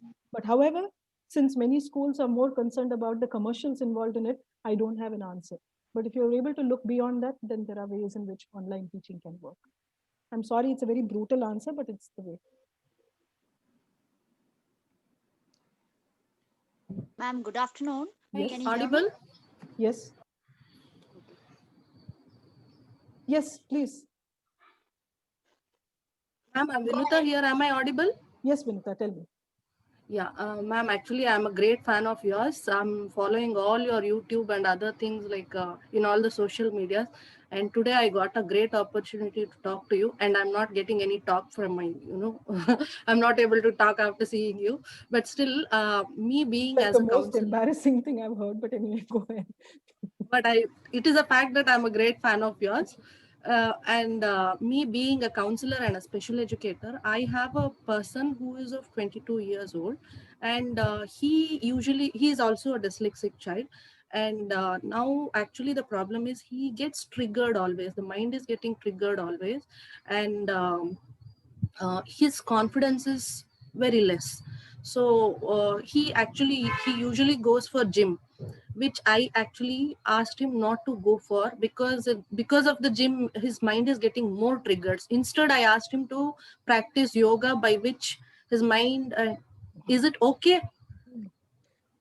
See, now the child has already shown you that he likes going to the gym for whatever reason. Till he is able to convince himself the gym is not good. Right now, if he was doing drugs or if he was drinking, I'll tell you interfere. But he's doing something for his health. And he has probably read up. He's probably belonging. He feels a sense of belonging to wherever he's going. Yes, yoga has its benefits. The gym has its benefits. And each of us will discover it at different times. If he feels, see, now this could be so many things. The child is already feeling very small that, you know, he's never been good enough in school, etc. So he probably thinks by build up these really nice biceps or something, people will look at me. Whatever the reason, right? What I would do is again take him through the reflection, the regulation and the relationship aspect of it. Regulate with him. Reflect with him. Ask him, okay, so you said you wanted to go to the gym. What are the things that you really like there? What are the things that make you feel special there? What are the things that want you to do this? And then you can say, when you do yoga, are you able to feel those benefits? And he says, no. Then you say, okay, let's work with the gym. Okay. Or you can do, you know, go out for a walk, go out for a run, whatever. So you sort of work with that. And again, you can work with the clock with him, with the pizza slices with him as well. Because, you know, for them, they just need to know that, you know, my life needs to be balanced. All the slices need to have a balance. If I do only one over the other, it will not work. Again, the adolescent brain takes right up to 26 years. Right? The brain to be fully balanced, it takes up to 26 years. So at 22, there will still be a difficulty with emotional regulation, which is why I'm saying work with regulation. Because the emotional part tends to get triggered a lot more than the rational part. So this part of the brain is going to be a little more overpowering than this part. So our role as educators, as counselors, as parents is to help the child be able to access this part. And that can be done when we build our relationship with the child with healthy boundaries, and also let them know, see, you can reach me at this time, we can talk at this time. Okay, this is what I can do. These are things that you need to do. You need to be a little firm on those, because otherwise what will happen, ma'am, then you tell me what to do, ma'am, then you tell me what to do, then you will not be able to do it, because then it's not reflection, it's instruction. So get the child to go back. He's 22, so take him in words, help him to understand that. And it will take time. You need to build it very slowly. So if he wants to, you know, you can again make him do a piece of paper, help him, you know, some shape, something. So you can say, okay, take one quadrant, this is your health. The other quadrant is your learning. The third quadrant is your relationships. The fourth quadrant, what would you like to have? So you can just build it, help him to look at what could be the challenges in that area, tell him to find solutions. So let him keep it in his pocket. You can say, okay, go back. Whenever you feel overwhelmed, go back and see which quadrant needs work. So it becomes like a ready reckoner for him. So that way, it helps him in the long run. So I hope I answered your question. Thank you. Aarti, I have a question. Moini here. Now with this online classes, there's a lot of gadget addiction among all children. So it's really very difficult now. Whatever relationship was built, it's it's taking a backseat. So how do we handle this? See, again, when we want to do something, we'll find a way. When we don't want to do it, we'll find an excuse. So when parents say it's difficult, it's because they don't want to take more steps than they have already. They, till now, they've not co-regulated, they've controlled the child, saying, you know, come here, sit down, do this. Now the child is saying, no, I'm in class. And the parent has no way to say, are you really in a class? Are you not there? So this is where that connection ritual, which I mentioned, would be something that will work. So even if it is just 10 minutes, let them communicate and let them. So first few days, the child may not even speak back saying, okay, can I go now? 10 minutes are over, but it's okay. The very fact that you're making an effort to do something enjoyable, children will start realizing it. Where this problem happens is that first day we try, second day we try, third day we give up. We're like, you know, you don't care about me. Do you know how much I sacrificed? I had office work. I had this, I had that. I came. So the child says, okay, see, this is what I wanted. I've triggered you now. You're never going to try again. And then the parent expects the child to change. We can't blame the child because we've given them something that's equivalent to cocaine. And then we're saying, don't abuse it. I've given you cocaine, I've given you the high in the brain, which is dopamine. I need to be able to replace it only through endorphins, which come through exercise, and through oxytocin, which comes through love, if you look at it biochemically. And for that, relationships become again the core issue. So start with the connection ritual and do something both of you enjoy. Don't talk about things that become conflicts, etc. Build that relationship for at least 3 weeks before you bring up the issue of gadgets. Because what happens the first day the child opens up, you say, I also want to tell you, don't use your gadget. Child says, oh, this was the plan. All along, you had like this ulterior motive with which you wanted to deal with me. That's how children, you know, have that backslide. So that's something that can be worked on. I have several videos online which have talked in depth on gadget addiction. And today, later in the evening, when I'm working on a webinar for adolescents, I'm talking about it in depth. So you can probably join that. That's also free and it's open to all. So I hope that answers the question. Ma'am, good afternoon. Yes. Am I audible? Yes, of course. Tell me. Yes. Ma'am, I am an educator. So I just have two things I want you to clarify for me, please. How old is it appropriate for a child to be screened? And the second one is, most of the time when I have dyslexic kids, I try to do all the hours that you mentioned, and it has really helped and enlightened. It has been an enlightenment, and I will continue to do that. I just need some more light on memory issues. Do you think all of them have memory issues? Or I understand that they I'll do have explain that. to a certain extent, but please explain. Thank you. So the first question again, see now I forgot the first question because I focused so much on the second one. Okay. I'm so sorry because I was processing memory. Sorry, the first It's okay, ma'am. Now, what's the appropriate age? Oh for a yeah, child? screening. Sorry, because I'm someone who believes that screening is the wrong word. You know, screening is done Okay. again from the medical model, which is probably why I selectively forgot that thing.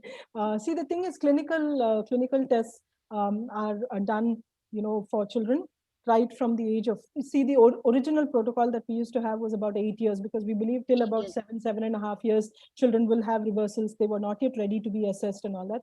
But now I see people assessing children even at like 2.5 years, 3 years, and all of that. So I'm personally against those kind of testing, primarily because, you know, once you give that, nobody wants to look beyond that lens.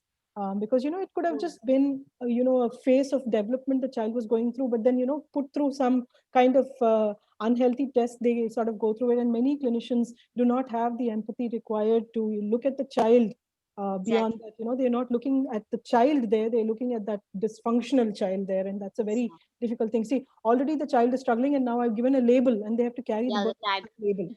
Becomes very tough. So personally, if you ask me, I wouldn't actually do a screening very early, but you'll get in the next week's session, I'm talking about executive functions. So I will be talking about what you can sort of look out for without screening. So when you know that the child has these difficulties at 2 years, it could probably lead to, and then you start working with the child through small activities right there so that it doesn't become a full-fledged problem. See, because what happens is we're doing only visual auditory testing and then we're giving visual auditory remediation. Okay? Very few places actually bring in other senses and components. And the ones that do have a lot of success. So that's where it really works. And as far as memory goes, there are a lot of theories again of how children with dyslexia process information. One of the theories is about working memory and how it's different for children with dyslexia, which is one of the reasons why there is an overload and they could have problems. But of course, I would not say that they have a problem with memory per se. They have memory for like words and symbols and things like that, because that's not how I process information. Remember, I used an example where, you know, you teach somebody what is frozen without using the sense of touch.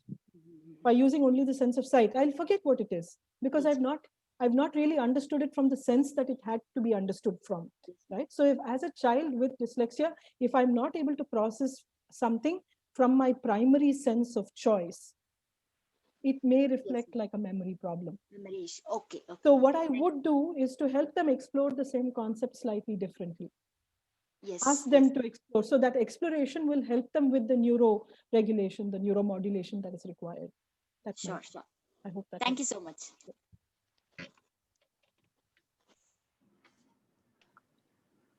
Good afternoon, ma'am. Yes. Yeah, my name is Selvi. Yes. I have 7 years old son. He's having some learning disability problems, and we have. I'm not able to hear you. I'm not able to hear the question. She went on a mute. Yeah, I think so.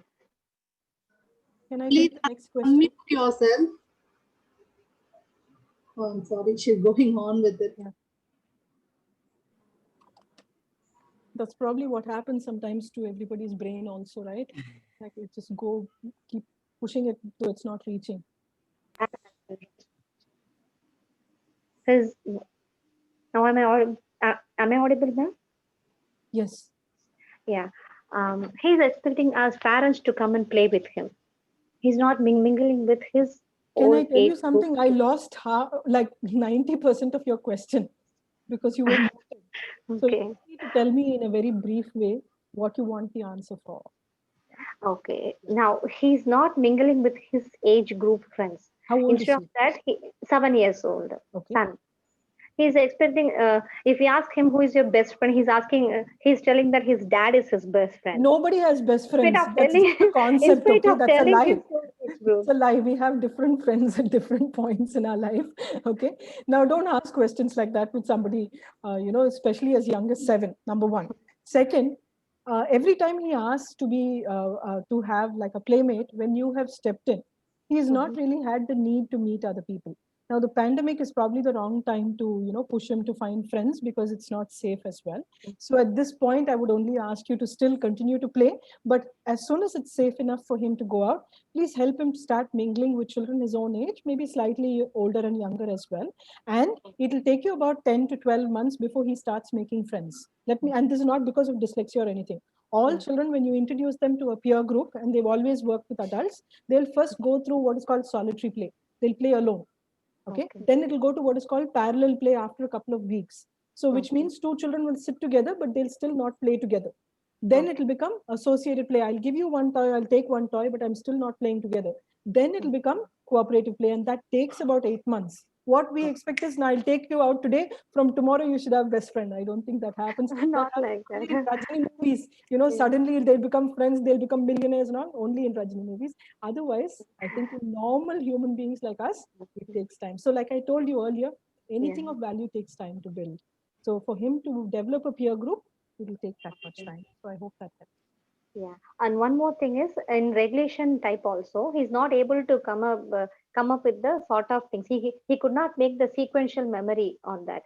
Don't give all the words. Today, Yeah. what Please, happened he's in your 7 years home? old. Wait, at 7 years old, how much of sequencing were you doing? Do you even remember 7 years old? Stop it. Stop all this sequencing memory that I know some therapist is giving you. Stop it. Okay. Okay. Did he remember what he had for lunch? No, he couldn't remember. So then start He's working asking as small as that. Okay. Before going to sequential memory with story, words and all that, do basic things at home. Do I remember 3 things I have to do at home? First thing, second thing, next thing. What happened first? What happened next? What happens last? First I wear underwear, then shorts, then t-shirt. Does he understand that level of sequencing? Start at the level of the body, then move to reading. You go to sequential memory without this sequence, how will it happen?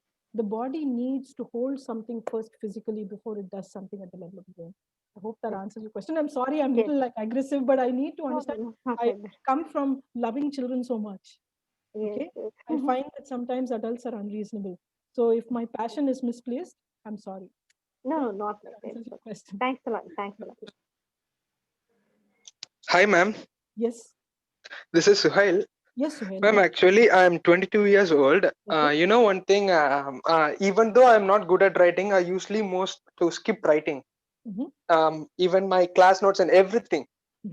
Because my teachers, when they say, they just complete 2 or 3 paragraphs, I'll just completing my first 2 lines. Okay. I'm very slow in that. But even if you are not good at writing, there should be some sort, there should be some places you should have write, because like filling up forms. Right. And putting up signatures. You know one thing, I'm 22 years old.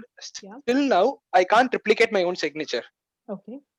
I've sometimes when you know one thing, if there are any forms or any things which has to be which is given to me, I couldn't fill there. I just take to home and I just practice the sign again and again and again, and I just sign in the form again. It comes wrong.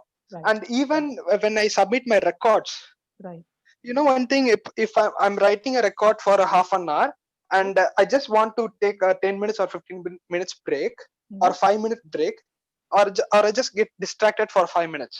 Right. After I started writing, again my handwriting changes into a different manner. Right, right, and that's okay. So can you when tell my me teachers something? correct my records. Yeah. Yes, ma'am. No, I just have a simple question to you, Suhail. Sorry to cut you short. I understand the question. Yes, ma'am. But what I want you to tell me, you've told me so many negatives about your handwriting. Tell me what are the things that you do very well. I can speak very well, ma'am. Yes, I can see speak that. very well. I know you're really good at that. Anything else that you do very well? and I can sort out problems, even Yes. it is incomplete. Right. So now, since you're good at solving problems, now Yes, if ma'am. you were to look at your signature as a drawing and not as a set of words, would you be able to draw it the same way each time? Yes, ma'am, maybe, but it takes time. So what, yeah, everything of value takes time, right? So Yes, my ma'am. only thing is to look at it from a new lens. Can I make my signature to resemble a drawing? My father's signature used to look like a truck with two wheels. Yes, ma'am. Okay, his name is Rajaratnam. So the J, and I don't know how he formed the other tire, but it would look like a truck with two Yes, ma'am. wheels. So now I don't go there to sign Suhail. Suhail ma'am. can be made a drawing, and I use my right ma'am. hemisphere to form my signature. Yes, And ma'am. if I can start practicing that drawing and then look at every form as something that requires a drawing from me, it may be Yes, ma'am. stressful.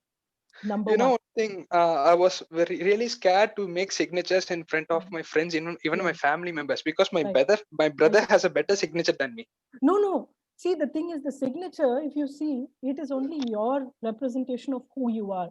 So you Yeah, decide ma'am. how beautiful it is. Nobody else gets to decide, right? Yes, ma'am. And I just want you to see, when you look at a signature as a set of words, it may be putting your brain under stress. And the very Yes, ma'am. fact that you've analyzed it so much, saying that it has to be like this, it has to be like this, it probably is going back to the cortisol response where it changes. ma'am. So when you Yes, do ma'am. it in a more calm fashion, where you consider it a drawing, it becomes easier for you. Then you're able to go from the cortex and it stays stable. Yes, Okay. My request to you, Suhail, why don't you try it? We'll meet again next week and you let me Yes, know ma'am. how it worked. Will that Yeah, help? ma'am. Sure, ma'am. Yeah. Thank you so much for your question. It was such a beautiful question. And it took so much courage for you to do that. Because I realized when you started your question, you were trembling. But now you're more relaxed. And I'm so glad that. Even I was, Yeah. all this thing I was put down many times, I understand. I understand. It must be simple so things. unfortunate. I was trashed. Yeah. Yes, ma'am. Thank you, ma'am. But Suhail, I look forward to meeting you next week because I'd like to see your signature if that's okay. Yeah, ma'am. Sure, ma'am. Yeah, the drawing, not the Yeah. signature. Okay. Yeah, ma'am. Sure, ma'am. Thank you, ma'am. Yeah, sure. Thank you, Aarti, for answering all the questions. And I think we can have time for only one more question. Yeah, this is Nausheen here. My question is. Ma'am, excuse me, ma'am. Can I?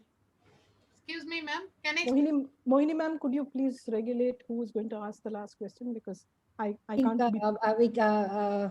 Because we can give a chance. Somebody who's not asked any question. So Can I speak, ma'am?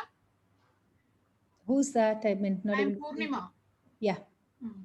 Ma'am, my son is 12 years old. Yeah. After that online classes, so many pluses also is there, negative, positive is there, negative is there. Positive means he can, before he is not talking friends, now he can chat friends and he build up the friendship. But same time, that always is sit with it in front of laptop. That is the reason I don't know. Last 10 days, he is frequently asking, Amma, something happened in my mind. I have so much fear. Now anything happened to me. He's asking unwanted questions and his face always fear something is happened. He's asking frequent. I don't know, ma'am, how to we overcome this problem. How to I've already answered it in that circles. There is no balance in his lifestyle. Bring a balance in the lifestyle, and then if it still doesn't work, meet a professional. That would work. Okay, ma'am. Thank you.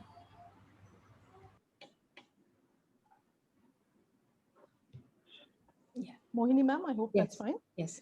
Thank you so much, Aarti. It was a very interesting session. I like the way you brought out the importance of relationships, that was really important. Thank you so much. It was a very interesting session. Thanks, Rashmi, for introducing Aarti to us. Thank you. Thank you so much, ma'am. It was very interesting, very beautifully presented. Your session as well as the question answers which you did, it was very practical, and your tone which you used, and also how much clarity you gave to all of us. We really appreciate that. And I now invite Anandi, Rotarian Anandi, to deliver the vote of thanks. Good afternoon. It's indeed a pleasure to render the vote of thanks to an August gathering. Thank you, dear Aarti Sri Rajaratnam, for the informative talk on dyslexia. You threw a light on so many unknown facts. Thank you, district officials, for your virtual presence. Thank you, district literacy team. This is the third of the 4-week workshop. Kindly log in next week, same time, to listen to Aarti C. Rajaratnam talk. Wishing everyone a happy Navami. Thank you. Thank you so much, ma'am. I guess everyone will be love to join the next week session also. I too became a fan of hers. So see you all next week. All right. Stay tuned, guys. Thank you all. Now we Bye. should please raise to the national anthem.